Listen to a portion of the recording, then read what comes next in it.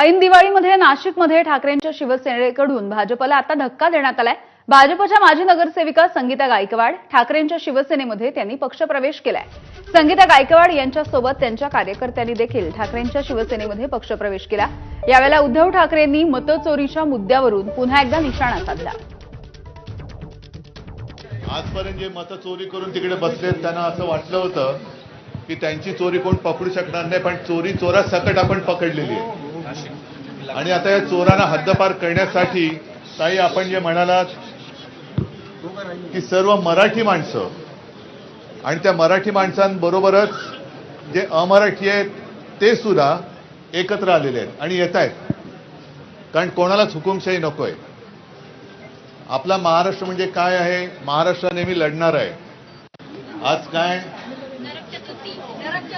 नरक चतुर्थी म्हणजे काय असतात? नरकासुराचा वध।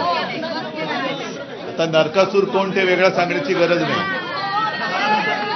तो वध, त्याचा वध करण्यासाठी आपण शिवसेनेत आलेला आहात।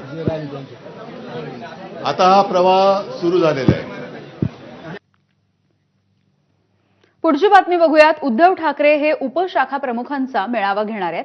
येत्या 25 ऑक्टोबर रोजी मुंबईमध्ये उपशाखा प्रमुखांचा हा मेळावा आयोजित करण्यात आलाय। मतदार याद्यांमधील घोळाच्या संदर्भात उद्धव ठाकरे मार्गदर्शन करतील।